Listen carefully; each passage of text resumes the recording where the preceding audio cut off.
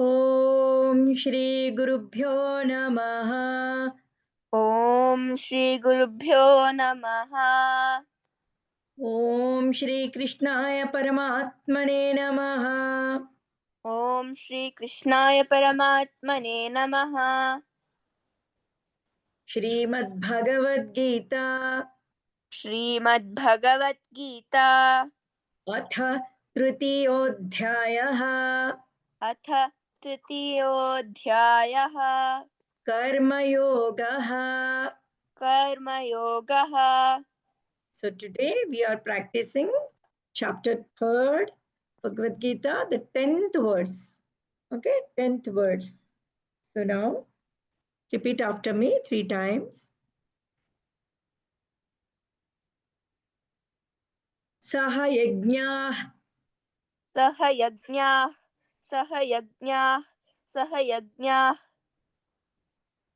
प्रजा सृष्ट्वा प्रजाः सृष्ट्वा प्रजाः सृष्ट्वा प्रजाः सृष्ट्वा प्रजाः सृष्ट्वा प्रजाः सृष्ट्वा प्रजाः सृष्ट्वा प्रजाः सृष्ट्वा सह यज्ञाः प्रजाः सृष्ट्वा सह यज्ञाः प्रजाः सृष्ट्वा सह यज्ञाः प्रजाः सृष्ट्वा सह यज्ञाः प्रजाः सृष्ट्वा.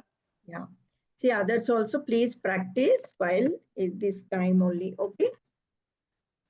सह यज्ञाः प्रजाः सृष्ट्वा सह यज्ञाः प्रजाः सृष्ट्वा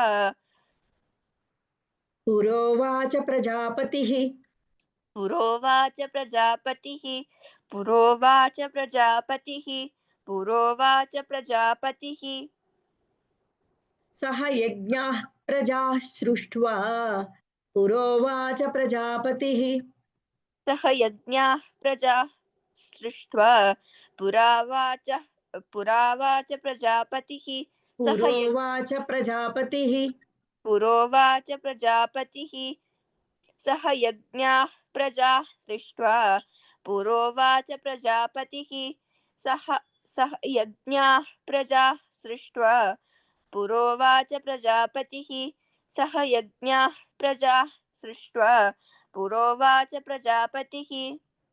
गुड अनेन अनेन प्रसविष्यध्वम् प्रसविष्यध्वम् प्रसविष्यध्वम् प्रसविष्यध्वम् प्रसविष्यध्वम् प्रसविष्यध्वम् अनेन okay प्रसविष्यध्वम् please practice okay प्रसवि प्रस प्रसविष्यध्वम् प्रसविष्यध्वम् प्रसविष्यध्वम् अनेन प्रसविष्यध्वम् अनेन प्रसविष्यध्वम्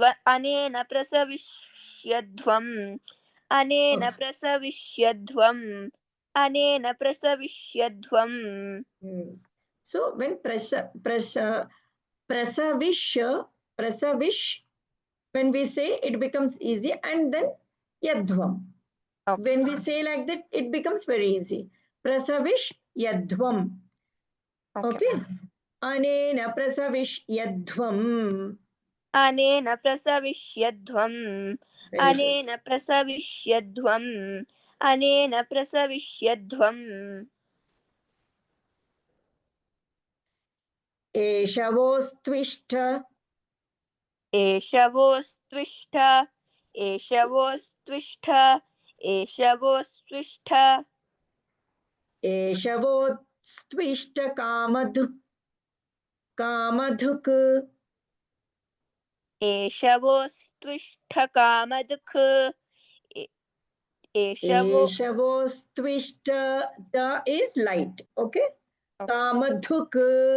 That k, when we say in the end kamadhuk, we will not say kamadhuk like that. Okay. Kamadhuk.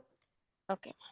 एषवोस्त्विष्ट कामधुक् एषवोस्त्विष्ट कामधुक् एषवोस्त्विष्ठकामधक् एषवोस्त्विष्ठकामधक्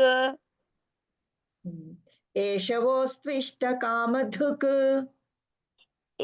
एषवोस्त्विष्टकामधक् एषवो ओके अनेन प्रसविष्यद् अनेन प्रसविष्यध्वम् अनेन प्रसविष्यध्वम् एषवोस्त्विष्टकामधुक् अनेन प्रसविष्यध्वम् एषवोस्त्विष्ठकामधक् अनेन प्रसविष्यध्वम् एषवोस्त्विष्टकामधुक् एषवोस्तिष्ठ्व एषवोस्त्विष्ट see that o double dirgham is there okay Ma'am, is it t or th? ta ta ta ta is very light Okay. एषवोस्त्विष्ट कामधुक् एषवोस्त्विष्टकामधक् एषवोस्तिष्ठकामधुक् एषवोस्त्विष्टकामधक् एषवोस्त्विष्टकामधुक् ओके अनेन प्रसविष्यध्वम् एषवोस्त्विष्टकामधुक् अनेन प्रसविष्यध्वम् एषवोस्त्विष्टकामधक् अनेन प्रसविष्यध्वम् एषवोस्त्विष्टकामधक् अनेन प्रसविष्यध्वम् एषवोस्त्विष्टकामधक् another two times अनेन प्रसविष्यध्वम् एषवोस्त्विष्टकामधक् अनेन प्रसविष्यध्वम् एषवोस्त्विष्टकामधक् very good okay सह यज्ञाः प्रजाः सृष्ट्वा पुरोवाच प्रजापतिः अनेन प्रसविष्यध्वम् एषवोस्तिष्ठकामधुक् एषवोस्तिष्ठकामधुक् सह Ma'am, can you tell that once again I will tell सह यज्ञाः प्रजाः सृष्ट्वा पुरोवाच प्रजापतिः अनेन प्रसविष्यध्वम् एषवोस्त्विष्टकामधुक् सह यज्ञाः दृष्ट्वा पुरोवाच प्रजापतिः अनेन प्रसविष्यध्वम् एषवोस्त्विष्टकामधक् सह यज्ञाः प्रजाः सृष्ट्वा पुरोवाच प्रजापतिः अनेन प्रसविष्यध्वम् एषवोस्त्विष्टकामधक् सह यज्ञाः प्रजाः सृष्ट्वा पुरोवाच प्रजापतिः अनेन प्रसविष्यध्वम् एषवोस्त्विष्टकामधक् one more two times सह यज्ञाः प्रजाः सृष्ट्वा पुरोवाच प्रजापतिः अनेन प्रसविष्यध्वम् एषवोस्त्विष्टकामधक् सह यज्ञाः प्रजाः सृष्ट्वा पुरोवाच प्रजापतिः अनेन प्रसविष्यध्वम् एषवोस्त्विष्टकामधक् very good okay om hari om tat sat Hari ओम।